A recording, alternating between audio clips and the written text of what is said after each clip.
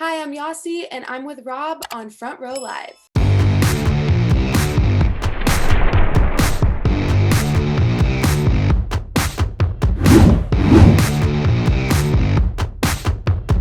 Congratulations with the new single. Just to jump right into it, like this song is pretty much tackles like every type of climate we've kind of gone through in at least the last year, but it's something that's going on over and over around the world. So talk to me about like what really kickstarted the idea of writing the song and those first few lyrics. Like, do you remember what those first few lyrics were?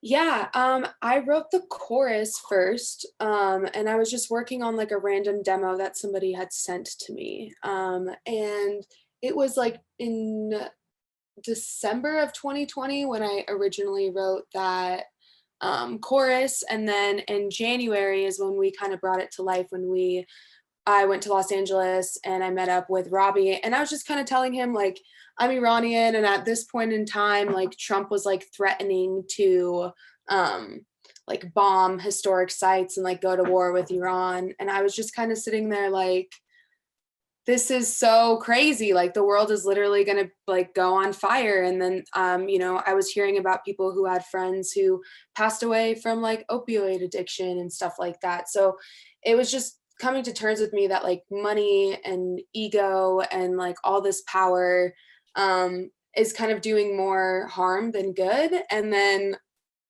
this happened and once again exposed kind of that.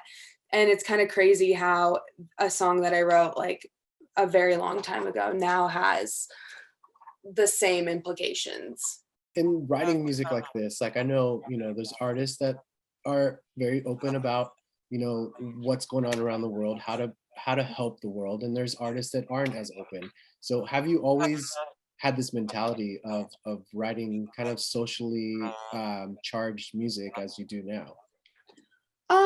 Honestly, I didn't really ever know. I always told myself I wanted to write music a different way every time because that's what's the fun part about being an artist.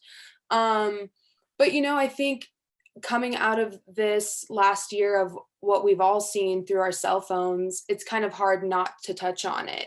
And like my EP is called Coexist with Chaos. And I think that like this has been a chaotic year for everybody, no matter how small or how large. And I think for me not to speak on it was not being true to like my experiences and everybody else's experiences that I was around as well. How is that writing process for you when it comes to these kinds of topics? Just because you can't just rely on what other people say, like you really have to do your research before you kind of open your mouth. So did you find yourself kind of doing research as you were writing lyrics, as you were writing the music for the CP?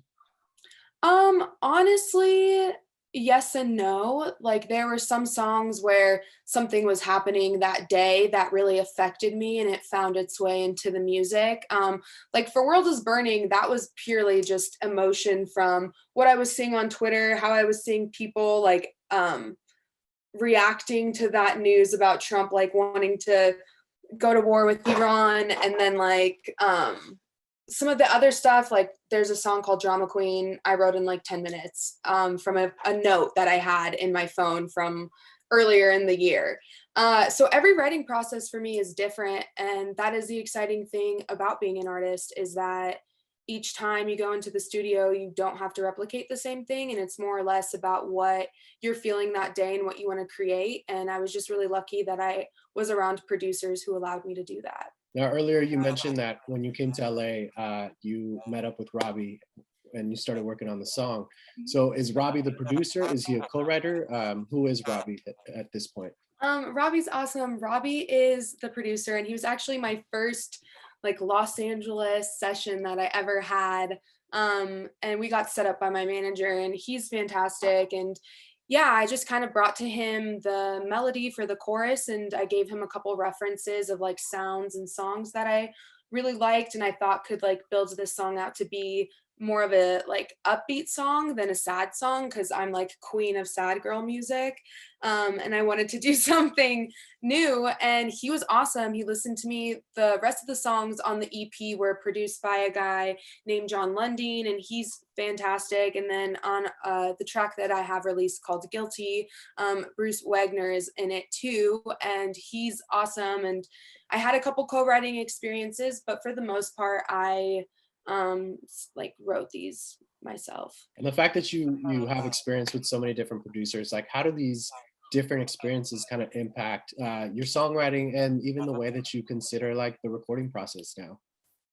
Oh, I did a complete like 180 on how I attempted going to the studio because for so long, my first few records were just with like a friend and it was just us two. And he was kind of the producer and I was kind of the songwriter. And we would give each other like, hey, maybe you should do that instead. But it was never really super involved. Whereas now with this last EP, John, Bruce, and Robbie would all be honest and be like, I think you could do that better. Try going back and try rewriting it again. And beforehand, I come from like, I'm living in Denver and I never really had a strong songwriting community personally for myself.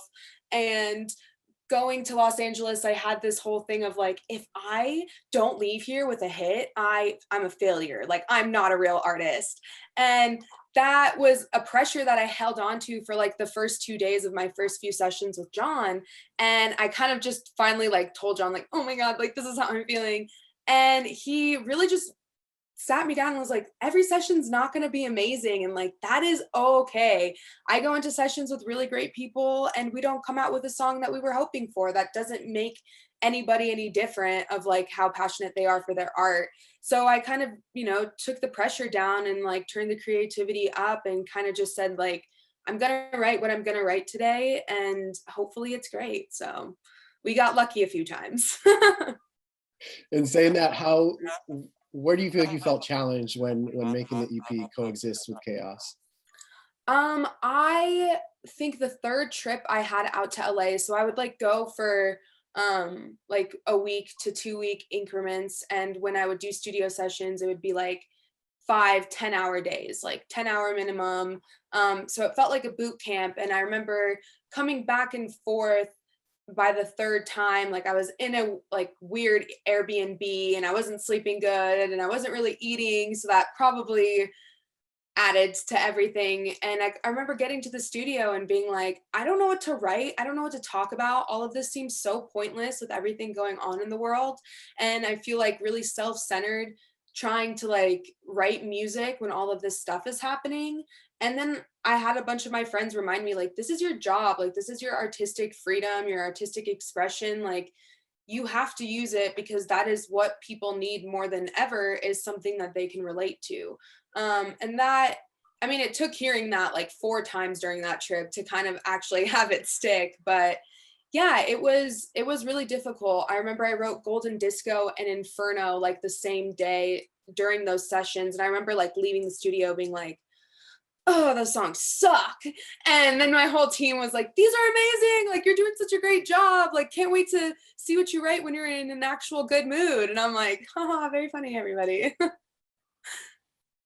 Can you talk a little bit more on Inferno, because it's the first track that you also sing in Farsi. So like how different was that for you? Like, or did you feel like you had to change your writing process or the lyrics in order to make it fit with Farsi as well?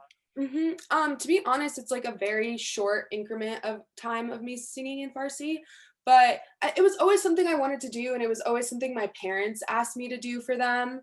They were just always like, "YaSi, like just one time, like do a song in Farsi," and so I wanted to combine that in some way, and I kind of did like a Farsi English like back and forth of like saying something in Farsi, and then giving some English context behind it because I think with this language, not many people know it. So going off the whole thing at the beginning of the song might lose the listener.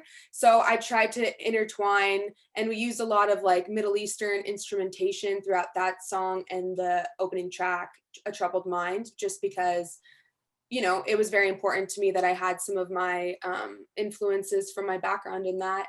And yeah, I had to write that song. It felt like kind of a story that I've always wanted to tell about the struggles that my family has gone through and try and make it sound unifying to everybody else that hears it as well. To close us off, what excites you most about this Just to have like music out finally. It's been such a EP? long time, and I toured like my last record a few times, and I'd never really had time to sit down and work on something for as long as I did with Coexist with Chaos. And I'm just excited for people to hear it, and I'm excited for the new opportunities that it will bring. I really hope I can get in more writing rooms. I really hope I can reach more people. I really hope that like I can raise kind of a new platform for Iranian like artists and kind of let them know that like come and join in. It's fun. It's a little scary, but it's fun out here. And yeah, just new opportunities, new growth, and new music. I have another EP that's almost finished too, so I'm just trying to keep the ball rolling. That's amazing. Well, I'm excited to have been introduced to your music Thank and you. definitely looking forward to more from you. So thank you again for taking the time, Yas. Thank you so much. I appreciate you having me on. Stream Abs- it, love it, hate it, tweet it. I love to hear it.